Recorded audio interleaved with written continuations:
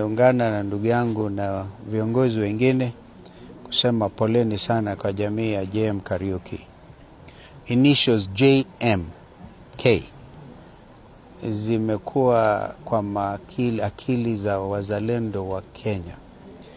Mimi JM alipotuacha, alipouawa 1975, alikuwa kama JNC mwanafunzi wa chuo kikuu. Nakumbuka kabisa 2nd of March 75 kulikuwa na hali ya taharuki. Hata bibi zake, wake JM Kariuki, Mama Nyambura, Mwikali na sasa Terry, katika inquiry ambayo iliongozwa na Elijah Mwangale, majina hayo yalizungumzwa kwa Wakenya wakasikia. Kwa hivyo mmoja wao, huyo mama alikuwa bibi wa mke wa pili wa JM. Yeye sasa ametuacha, na kwa hivyo tukisema pole kwa relatives wote, jamii yote ya JM Kariuki na Wakenya wenzetu, hatuna budi ila kukumbuka mume wake JM. Na kwa hivyo naungana na yale ndugu yangu amezungumza hapa kusema kwamba wakati huu ni mgumu sana hata kwa nchi. Tunahitaji JM Kariuki wengi wajitokeze, na vijana wetu hao wa JNC wamekuwa na wameiga huo mfano wa JM Kariuki.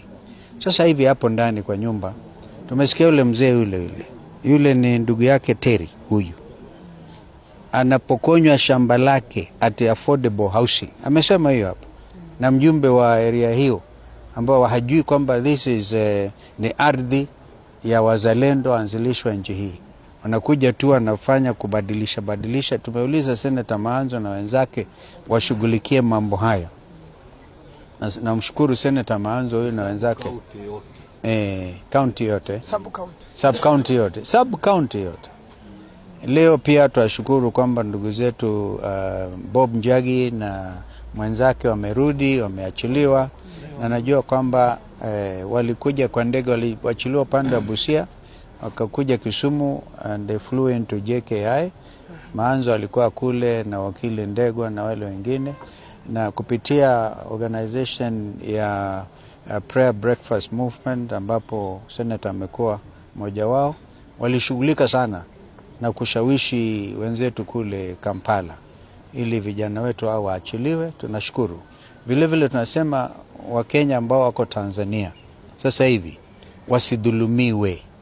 Majensi wa Tanzania ni kama majensi wa Kenya. These are all Kenyan East Africans. Kwa hiyo moyo wa East Africa pia lazima udumishwe.